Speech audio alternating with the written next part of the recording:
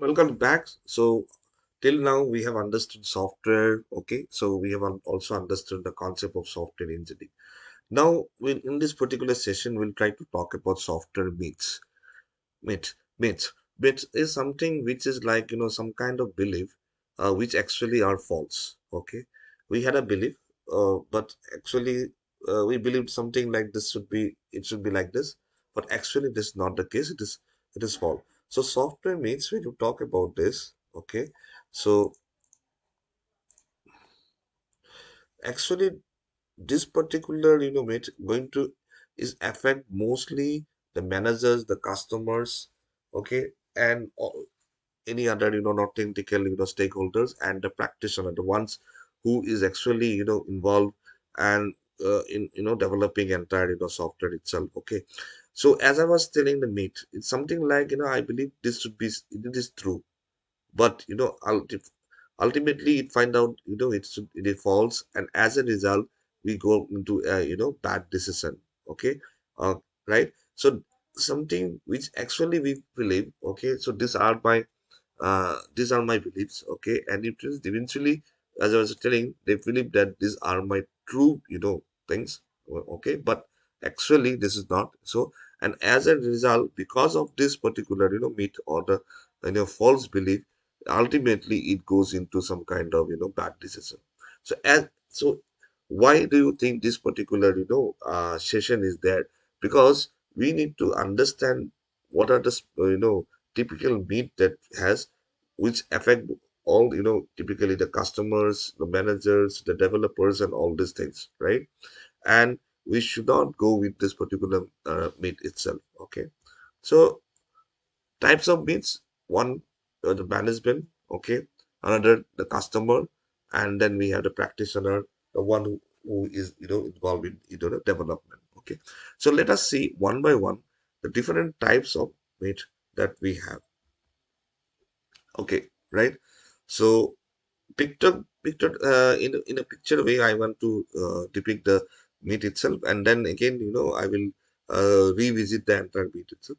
So typically management field, you see, I had laid down with all my experiment a set of standards. Okay, set of standards and procedures. So if I follow the standard and procedure, okay, and since these are there and all my people are knowing this particular standard, so I will have no problem. Okay, so that is what I've written. We already have a book on that is full of standards and procedure for building the software. Own that provide my people with everything they need to know. So that is what everything is there, right? I have the standard, I have the procedures, and so that ultimately the people will able to follow this and build the software. So and that's not actually the correct, because even though we have certain standards, we have certain follows, the based on different type of application that we need to develop, different type of complexity that we have, it leads into a trouble. Okay, so next, if you see, okay, right, even if you know left behind or not in schedule, suppose I'm developing a software, and my first my first kind of delivery I should have to give in within a month. Okay, but I failed to do so, right? And it has exceeded to one means 30 days, it has exceeded to 50 days. So what I typically believe, oh, if it is such kind of thing, I will add more people into it, and as a result, my schedule will not going to sleep. But that's not the case, because if we're adding more people into it, so the new people that will be coming into in developing this particular software has to understand the software, right? Has to understand the software. Already it is going on. Few people are working on it. You are involving new people. Again, there needs to be a cohesiveness and understanding between all these people. And as a result, it will take time. So as a result, what we feel is that we will going to solve the problem. It actually goes into sleeping, or you can say the schedule will be going more what you say delayed by that, right? So it is another one typical myth of the management itself. Okay, right. Another thing is that management think, yo, I am building my software, Okay, so why I should go with my own type of people and all this thing? Let us outsource this to the third party. Yes, done. So I talked to one of my organization who is working on is developing a software and all these things and all. Okay, let understand. I start my own kind of business startup. Okay, which is my textile industry business itself and all. And I feel that Infosys develop this particular software itself. Also, I outsource this. Okay, and then okay, I will sit and relax, and I feel that it is nothing but their responsibility to come up with the solution itself. It is not like that. Even you are outsourcing it, your constant involvement with the soft with this people who are developing is very very important, because it is you who want you will be understanding what exactly you need, and the same need to be communicated to the people who are developing it. So that require a lot of understanding, lot of communication, a lot of responsibility coming up between both you as one who is wanted to develop the software and the other who actually developing the software, right? So that's what we let me summarize the entire thing. So as I was saying, we already have a book that is full of standards and procedures for building book. So that is enough. So one my people will be understanding, okay, right? Everything they will know, okay, right? So we don't have no news of any update, what is going on and all this. Not to focus on the quality, time, money, and all this thing. Now, second is that if you are left get behind, out of the schedule, okay, then what is the thing is that you will add more people and catch up. But adding more people will make the software, more late, because you need some training time, increase communication. I was telling that, right? Because people have to understand what exactly is going on. Make these people understand that. Now, if I decide to outsource the software project to a third party, I can just relax and let the firm build it. I was telling them, right? So that is their responsibility. So why I should get involved, and why should it is completely wrong. Okay, so software project need to be controlled, need to be managed, and we really need to focus, and we need to have a complete understanding, what you say, communication between the client, between the one who is developing the software and the other who wants to get develop the software, right?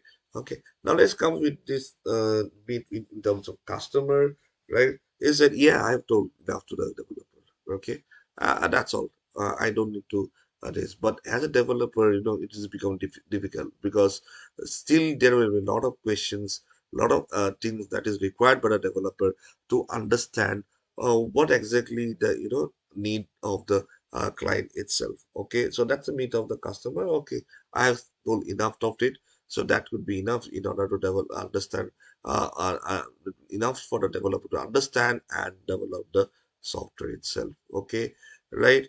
And another feeling is that, see, my requirement will keep on changing. Software is flexible. Anytime it required, I can pinch in the changes and develop it quickly. You can going to keep the change itself. Oh, that is also very detrimental, right? So let me summarize again. I was telling a general statement objective is sufficient to begin writing program. Okay, I have said this is what I want, and let's the people start doing it. No, because it may be very dangerous. Sometimes ambiguity can happen, and it will be very dangerous. Next, project requirement continuously state, but change can be easily accommodated because software is feasible. Oh, that is biggest, what is it, need of the customer, right? So I will keep on, changing the things, and the developer will keep on, changing and all these things and all. So when you understand this, software life cycle, okay, in the next particular session itself, okay, if you have a requirement analyze, you have design and go. Every time if it changes, everything will be reflected back, and it becomes very, very dangerous, right? Okay. So let's move to the software meet of practitioner, right? I'm a developer. So I I will give in a particular work to done. My software is delivered. All my work is done. Now I'm a free bird. Okay, nothing more. Okay, nothing less. So I have developed it. Now I am free. It is not like that, because from here actually the more work started. Once you Once you develop, it is in your development side. Once you deploy into the client, it is the client side. And you have to understand that many things that many kind of bugs or many other issues may arise, and you have to be responsible in order to solve that. So it is something, my mate, is that as I have completed my, so nothing has to be done. It is not like that. Your responsibility is still there, even after delivering the software itself. Okay, so my program is running. Yes, next is coming something like my program is output is coming. Oh, no quality required. You know, and there is no way of accessing the quality. It is not like that. Okay, whenever you are developing a software, quality aspects have plays a very important role. So it keeps on access, things. Next come, my programming is working, right? So what is the need of creating all the documents, and why the need of creating a test plan? Okay, that is one.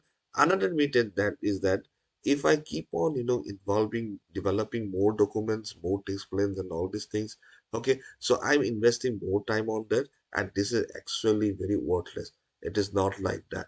You will understand whenever you are developing the software, these particular documents, okay, the test plans and all these things plays a very, very vital role in order to aspect the quality in the right direction, and also give the correctness of the software, and also the quality of the software itself. Okay, so having said this, let me summarize. So once we write the program and get it done, our job is done. Okay, right? So I don't have anything to, I have already developed it. So my, that is wrong. So this is one of the myth that, so until I get my program running, I have no way of accessing quality. I already told you that there is no way of accessing quality, but you will understand during the night there are a lot of reviews, technical reviews, walkthroughs, and all these things of the code is happening in order to understand the quality. We have a quality assurance teams also in order to understand the quality, right?